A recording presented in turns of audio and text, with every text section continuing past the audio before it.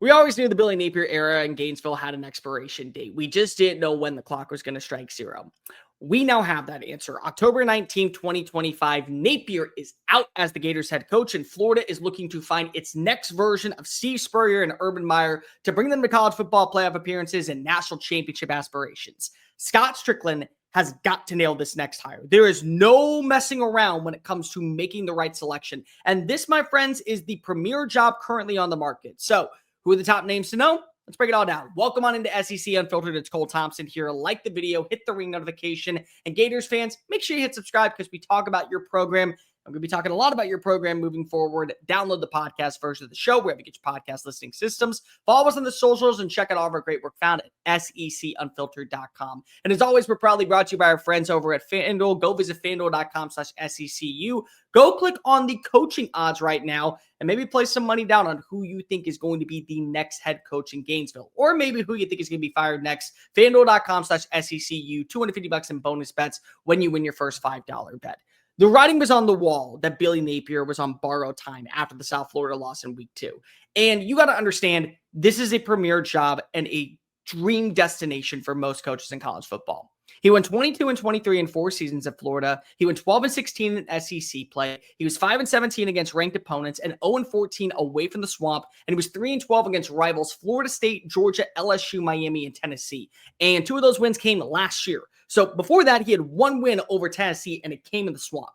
Those are not amicable results that you can buy into to say times are turning. And while Billy made it hard because of the fact he was recruiting at a high-end level, he was landing proper transfers, he was winning several games that eventually put him over the top, signature wins to close out 2024 to buy him a little bit more time, the writing was on the wall that change needed to come. There were still constant errors when it came to first-year mistakes happening in year 4. The offensive play calling was askew, to say the least. And ultimately, the backfirings of how bad the offense was with him running the show was his ultimate downfall. And even with the win yesterday against Mississippi State, the damage was already done.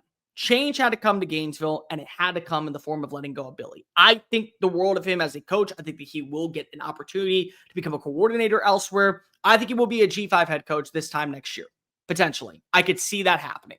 He just will not be at the SEC level. But again, this is a top 12 job in college football. I would say this is a top 10 job when run properly. The resources are there. The buy-in is there. The fan atonement is there. Everything that you need to be successful is found down in Gainesville if you have the right person at the helm. And that's why Scott Strickland cannot mess around and miss on this hire. He has got to land the right name. So who is the right name? Let's start off with the name that everyone wants to bring on up. It's Lane Kiffin. If Lane Kiffin wants the job, it's his to lose. Stop. Full stop right there.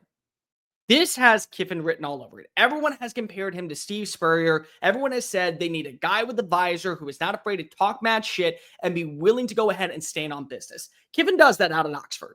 Kiffin is exactly what you want in terms of the I beat to my own drum, I do things my own way, and the results pave the way. Look at how well he has transformed Ole Miss into a legit contender year in and year out in the SEC. Before he got there, they never had a 10-win regular season. He did that in 2 years. Before that, they never won more than 10 games, including a bowl season. They got to 11 wins with a victory over Penn State in the Peach Bowl. They haven't been known to compete for the college football playoff. The last 2 years, including this year, they're in the hunt for the dozen dance. Their recruiting has improved every single year underneath him, and they remain one of the top contenders in the transfer portal year in and year out.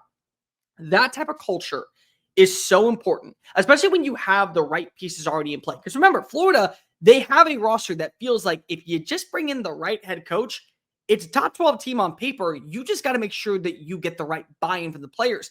Young talent is still waiting to hear who is going to be the replacement for Billy Napier before they decide to enter the transfer portal. Jaden Baugh is an elite running back. Dallas Wilson is a stud wide receiver. DJ Lagway, with proper coaching, could actually end up living to expectations when he was coming out of Willis, Texas. And knowing a guy like Lane Kiffin and how his offense has worked, top 10 in scoring, top 15 in passing, top 12 and top 10 in rushing yards and opportunities in third down conversions. Those are names that when you look at the style of play, it's very easy to say, yep, I want to play for this dude. And maybe they will, but maybe they play for him at Ole Miss. Keith Carter is going to have a very daunting task ahead to offer him a contract that he is going to have to say no to. And I don't know if he's going to say no to it. Part of the people have to realize Lane is very content out in Oxford right now. He loves his job. He loves the expectations. He constantly is getting a new contract and a new salary every year for hitting certain addendums. And he constantly is also winning out there. And if he continues to build the legacy that he is currently on, they will eventually build a statue of him outside of Hemingway. He will take Ole Miss to the college football playoff. He will have them competing for a national title. And maybe you turn it into a program that actually competes at a high-end level the way Alabama is, the way LSU has in the past, the way that Georgia has. When you land the right coach, there's a lot of buy-in that we now get to be what these other programs were. Alabama just didn't turn into Alabama because it had the script A. No, they had to land Bear Bryant to get to that vicinity. And then they had to land Nick Saban to get back to that vicinity. Georgia didn't get to the way it was simply because they went out and they hired some random Joe Schmo. No, they had Vince Dooley. And then they went and brought in Kirby Smart after Mark Richt to make sure that they continued back to that legacy. And they're almost there. So part of me believes that Lane could turn this job down because if he's content with the expectations and he's on the verge of turning Ole Miss into a program that we haven't seen before out in Oxford, doesn't mean he won't get the phone call. And if he wants the job in Gainesville, it's his to lose. That's where the coaching search starts and ends for Scott Strickland. And I guarantee you that before he decided to pull the plug on the Billy Napier era, he at least got a good gauge on if Lane is interested. And Lane may also have to sit here and say, I've done as much as I can at a place like Ole Miss to really compete. Maybe now I have to swing for a bigger opportunity if I want to make it to the end goal of winning national titles, of competing for college football playoff appearances. Because I've got 10 wins, I've gotten 10 wins, and it still is not enough. Yet I lose once again to Georgia this past weekend.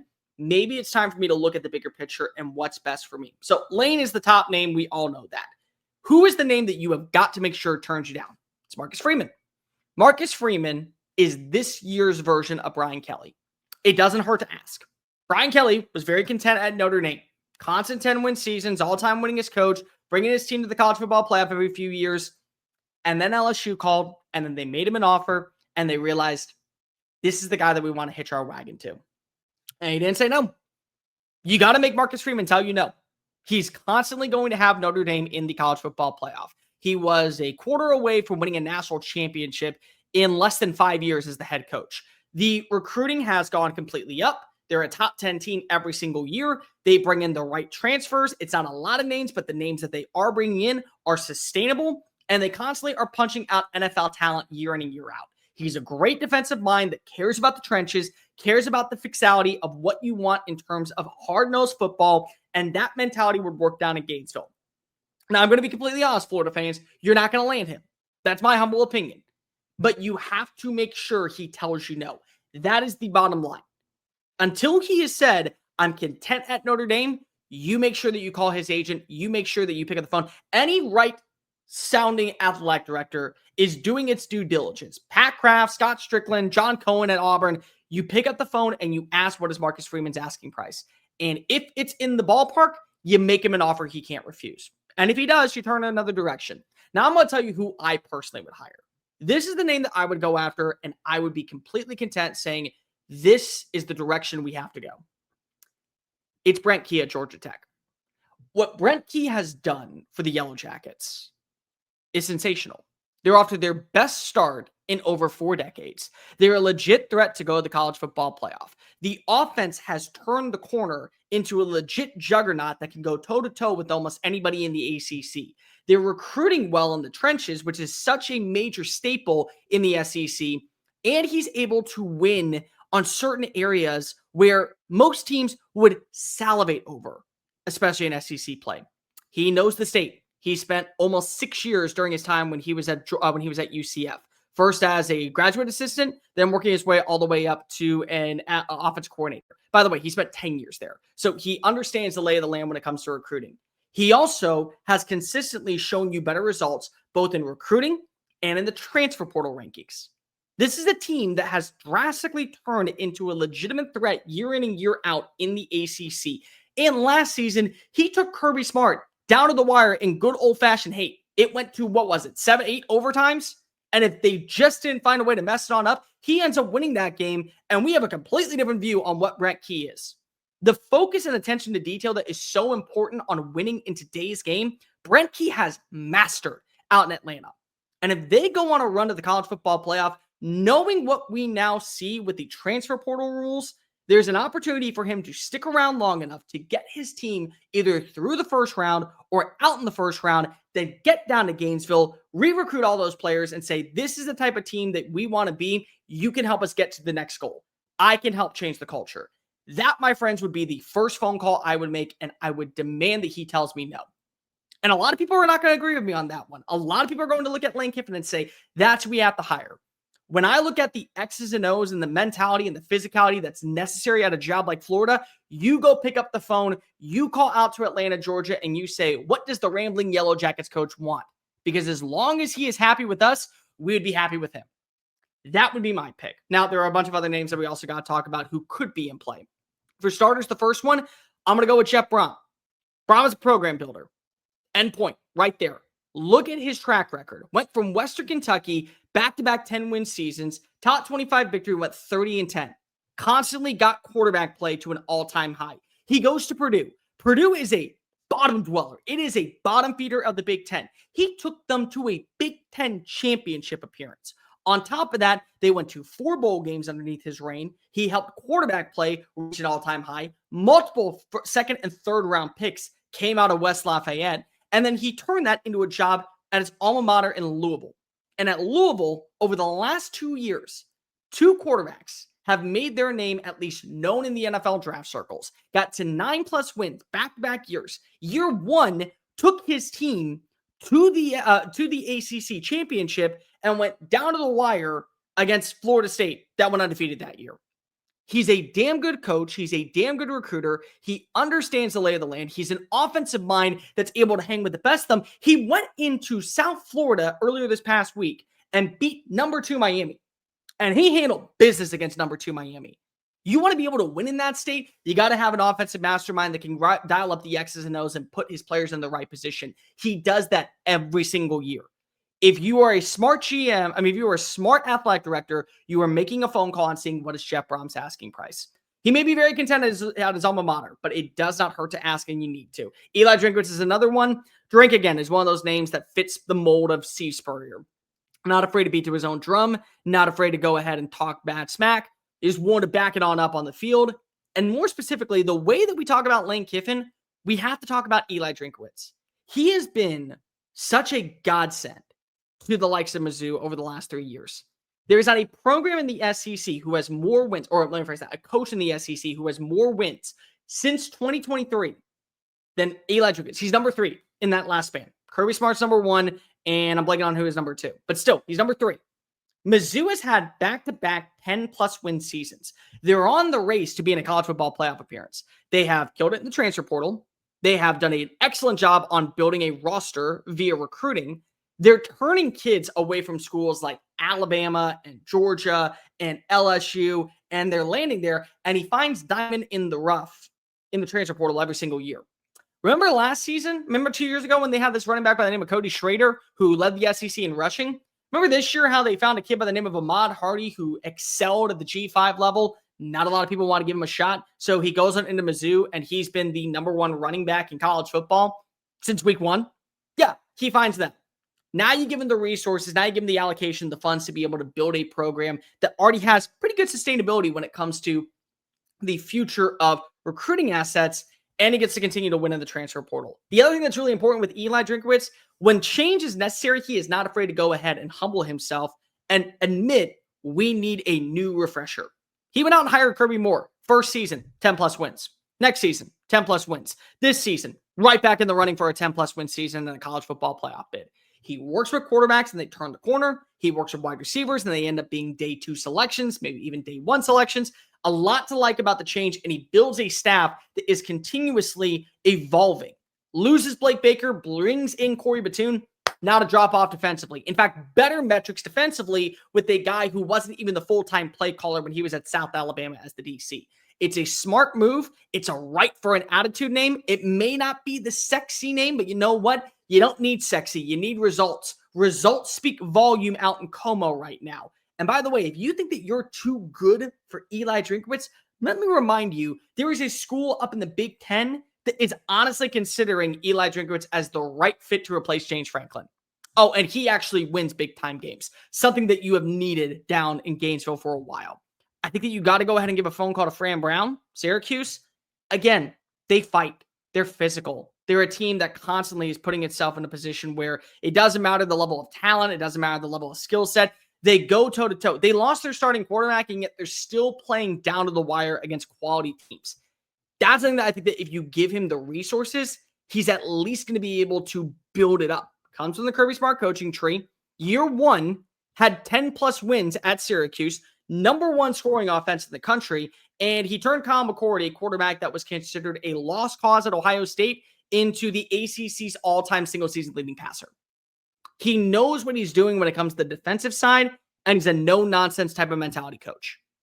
Sometimes you need the tough love down in a place like Gainesville. And that's a location where if you give him the resources that could absolutely help fix your defense and you make sure that he hires a quality staff around him, they're going to be a team that can turn the corner and put themselves in a prime position to attack.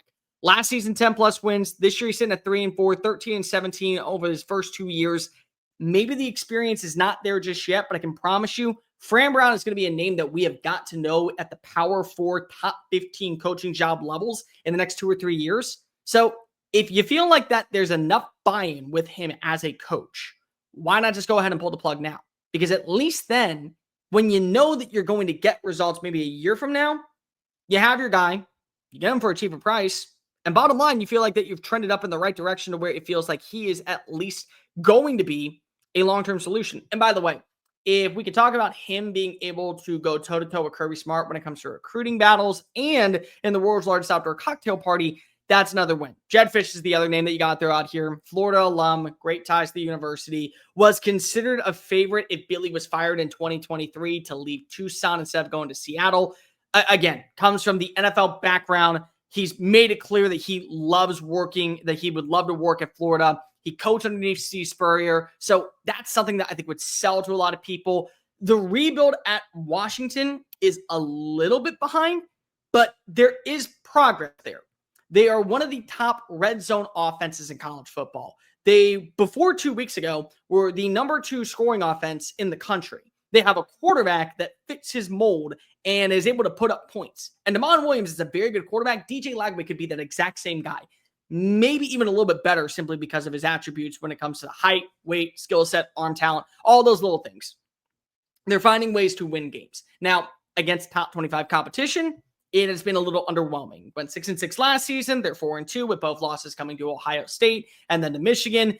The offense was very stale in both those performances, but you're still watching as in games against underwhelming competition, they're over-exceeding expectations. In his third season out at Arizona, took the team from being a 1-win roster into a top 10 finish, Alamo Bowl victor over Oklahoma. A lot of things to like about the direction of that team, and he was recruiting at a high-end level to where Arizona was legitimately thought to be the next big-time name in the Big 12 when they joined in 2025. So regardless, when you look at where he has turned a program, both at Arizona and at Washington, a lot of positivity towards his status and towards his overall outlook. Does a good job with offensive personnel. It's not a big buy. It's a slightly bigger buyout, but at the same time, you got to remember that if you get quality play from offensive personnel, it really doesn't matter at that standpoint. You got to feel pretty good about that and the direction that he can go when it comes to making sure the program constantly is trending upward. Next name up is Rhett Lashlee. Again, if we're going to talk about Arkansas wanting him, I don't think he takes the job. If it's Florida, we can have another conversation. He understands the lay of the land in the SEC because this is a guy that has coached in the SEC. He understands the lay of the recruiting bed of Florida because he was the offensive coordinator at Miami when he was hired away to SMU. He has taken SMU to new heights to where every single year they're going to be a threat in the ACC. 11-3 and 11-3 the last 2 years. Top 25 finishes the last 2 years. Conference championship appearances and a conference win in the AAC in 2023. 34-14 since joining the program, currently sitting at 5-2, and very much in the hunt to once again return to Charlotte and maybe compete for a college football playoff bid. Offensively, they have been a top 15 scoring unit back-to-back years. This year, they're probably going to finish somewhere in the top 25. They have quality quarterback play with Kevin Jennings. He knows how to make proper adjustments and make switches. They've been one of the more efficient ground and pound attacks in the in the ACC, which is really promising when you got a running back like Jaden Baugh. And he's an offensive-minded coach that I think would be able to tell you and sell you on the idea of what works for a guy like DJ Lagway if you want to keep him around and get Dallas Wilson more involved. He's been able to win against lower competition. Against ranked competition, it's been a little bit of a letdown, but still, it's enough to believe that there is life where he could fix things offensively, hire a good defensive staff, and be able to put themselves in a position where 9-3, 10-2 should be the expectation year in and year out. When you give him the right resources, he is going to attack. I don't think Arkansas is a job that you leave a place like SMU for. Florida, you make that phone call, you at least have to have a conversation with the missus about what is your long-term goals. And finally, this is the name that I think that we're going to have to throw out there because he belongs in every category. Florida can't go for a G5 head coach unless it's John Sumrall. And the reason I say John Sumrall is because he has plenty of experience coaching in the SEC.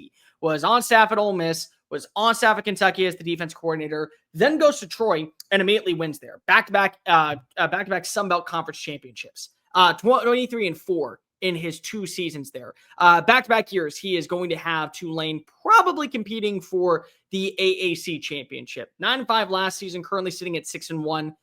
They're going to be a threat to be a G5 contender in the college football playoff. He's a program builder. He takes the results on what currently is on staff, makes the necessary changes, and then goes out, brings in the necessary transfers, turns them into household names, and they end up getting bigger and better opportunities elsewhere. Then he goes out and he takes the names that failed at the bigger opportunities, brings them down to New Orleans or brings them down to Troy, fixes them, and then they get opportunities to go elsewhere and hit their reset on their careers. Well, you don't hit reset on your career at Florida. What you do is you just constantly continue to build at that standpoint.